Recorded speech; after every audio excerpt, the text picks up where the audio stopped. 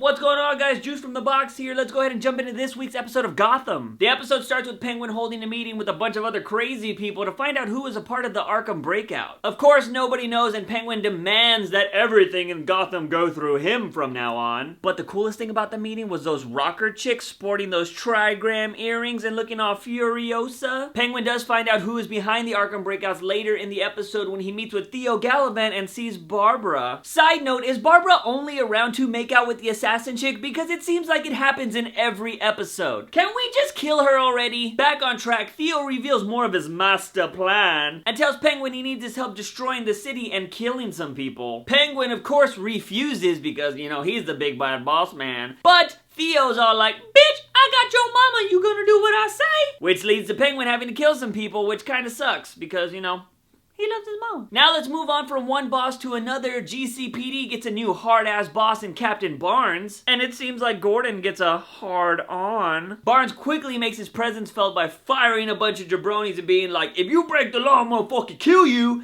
And then he makes Gordon his right-hand man. Barnes wants to clean up Gotham, so he creates Strike Force made up of a bunch of young cops that have the same views as himself and Gordon. It was cool to see the Strike Force in action on the same episode they were created. They went up against Victor Zsasz, and well, you know, they didn't do too well, but they did save a life. Second side note, hey Gotham, when we see Victor Zsasz kill somebody, can we see him cut himself, please? Because, that's kind of what he does. In regards to Strike Force, I hope these characters are actually developed and they're not just throwaway characters. If these characters eventually die, I'd like to feel for them opposed to being just like, meh. So let's go ahead and develop these characters, Gotham. Let's give them some pretty badass moments and not just like, oh, we have guns and we shoot people. Develop characters. It's what makes a successful show. Penguin and Strike Force dominated the episode, and at the end, you see Strike Force's first mission is to take down the Penguin, which is going to be pretty interesting because Gordon and Penguin have all of that illegal history going on. With all that shit going on, let's not forget about all the little things that happened in the episode. This next thing pissed me off, and it's when freaking Alfred, who has no motherfucking chill, slapped Selina Kyle. This pissed me off because I love Selina Kyle, the character, not the child, you perverts. Selina Kyle has always been one of my favorite female characters in the Batman universe just because, you know, her and Batman, yeah, you know what I'm saying? Not really, kind of, maybe, sort of, but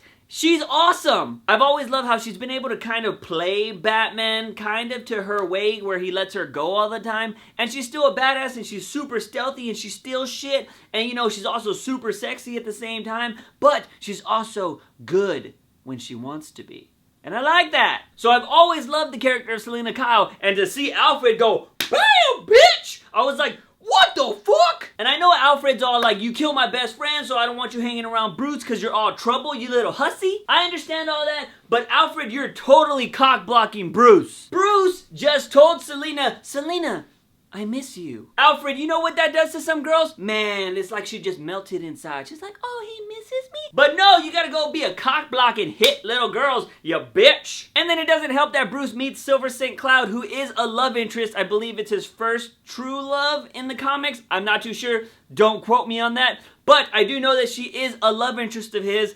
And yeah, so she meets him, so you know, things are probably gonna happen there. And that means Selina Kyle is kicked to the curb because she's not royalty and shit. Like, give her a break! And they make it worse by showing her all sad on the side of a street corner. Like, come on! That shit hit me right in the feels. And of course, let's not forget that we actually got to see a little bit more of the Riddler. His second personality told him to grow a pair and ask out Miss Kringle, and she said yes. So Riddler gets his whole I'm a chef thing going on, and they have a nice dinner until he fucks it up by saying that he's glad that dude is dead that he killed, you know. Ooh, that's not the way you want to do a date, yo. Luckily, Riddler saves himself after she thinks he's crazy, and he's all like, I got 2 split personalities, and one keeps me in checks because I'm so stupid. And she's totally digging it, and then they start all like, yeah,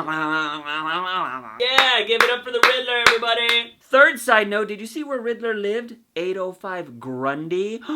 Could we eventually get Solomon Grundy in Gotham? Totally loving that Riddler aesthetic in his apartment, you know, very Val Kilmer Batman. Overall, I thought the episode was a pretty solid follow-up to last week's craziness, and I think Gotham is going in the right direction. But I do want to ask you guys, did you see the underlining theme in this week's episode? Don't tell me you didn't catch it. Barbara and the assassin girl. Bow, chicka, wow, wow. The big bad boss man knowing that Gordon is nailing Tompkins. Bow, chicka, wow, wow. Riddler and Miss Kringle totally getting it on. Bow, chicka, wow, wow. And then Bruce meeting Silver St. Cloud and Selina coming after him too. Damn. Bow, chicka, wow, wow. Everybody's getting it on in Gotham. That's it for this week's review, guys. Let me know what you thought about it in the comment section down below. If you like this video, give it a thumbs up and share it with all your buddies. Don't forget to hit that subscribe button for all things geeky and nerdy on this channel. But as always, I am your host, Juicebox. Remember, when you wake up in the morning, ask yourself something.